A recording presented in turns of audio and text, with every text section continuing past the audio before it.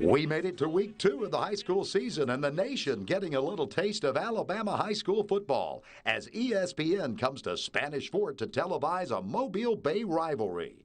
Who can beat the Bulldogs? Mobile Christian tries to snap UMS WRIGHT's 34-game winning streak. Of course it had to rain on a night BC Rain football is sidelined by COVID-19. Our team is ready to kick off another edition of Friday Night Football Fever. This is Friday Night Football Fever, live from Mountain Dew Field. Here's WKRG News 5 Sports, Randy Patrick and Robbie Baker. Well, hello again, everyone. Welcome to Mountain Dew Field. It's never looked better, and I'll tell you what, you're looking like ESPN material over there tonight, Robbie Baker. Thank you. Yeah, the national television audience was in town tonight, so to speak. Yeah, and I'll tell you what, after looking at some of the finals that have come in tonight, they could have picked about a half a dozen games in our area. They all went down to the wire. We have some great highlights and finals to show you. A game that came down to the wire, overtime, our Mobile County game of the week. 35 straight, well, 34 currently. The Bulldogs looking for 35 straight. That's what was on the line tonight as the Leopards of Mobile Christian and the Bulldogs of UMS WRIGHT take the field. Tonight was a lot about Deontay Lawson. He's going to Alabama next year. Look at him on defense here. All over the place, imposing his will. And also, on offense, the big cat package, Randy.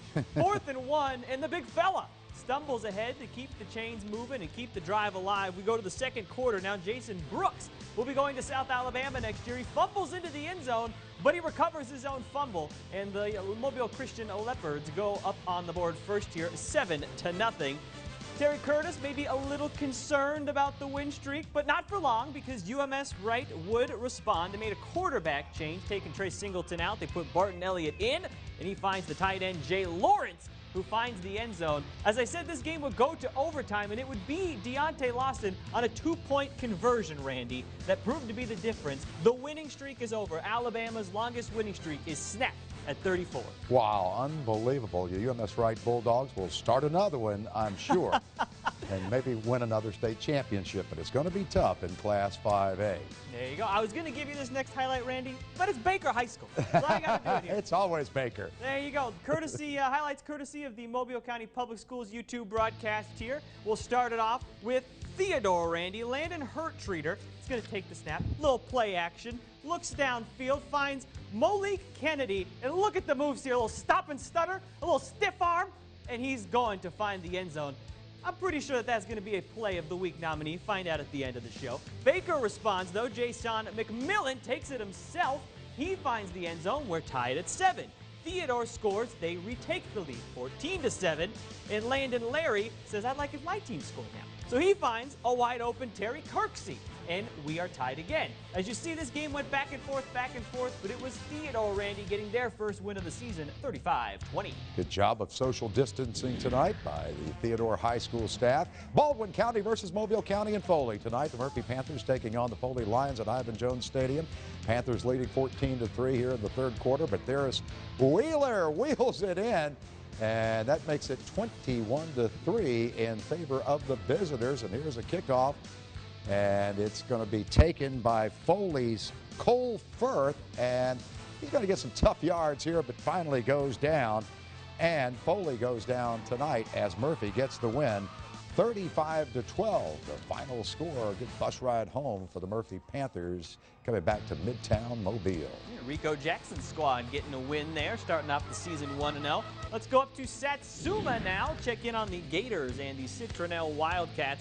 And this is why you never give up on a play. You never stop on a play, Randy. Look at the Citronelle back, powering through the tough yards down to the 1-yard line. A few plays later, takes it himself and finds the end zone. So Citronelle is on the board. The Gators, though, on the sideline, they're getting a pep talk from the coach. They're figuring out a way to respond, and they do it right here. The Gators respond with a Baylor Sullivan pick 6, and he finds the end zone. It was not enough, though, as Citronelle, Randy, gets the win by 1 point, the slimmest of margins. Boy, Satsuma Stadium looking first class tonight. Let's go to Ladd Peoples Stadium. The Williamson Lions hosting the Rams of Faith Academy are led by our veteran head coach, Jack French. And this one went right down to the wire as the fight on there for the pigskin and a loose football. The Rams going to work on offense. Colin Bell out of the shotgun finds Peyton, Peyton Bell for the gain, and it's 14-13 late in the game, and Faith Academy rolls the dice. What do you think Jack French did? Ties it up with an extra point or goes for 2? He went for 2. He went for 2 and won the game. And he got 15-14 final score. Faith gets the win. Let's go back down to Orange Beach. They put some sunscreen on. It's dark. You don't need it. What am I talking about? Fruitdale Pirates in town. Look at the quarterback extending the play here, Randy. Just running, high stepping, finds his receiver down the field. A nice pitch and catch there. That's about a 20-yard gain.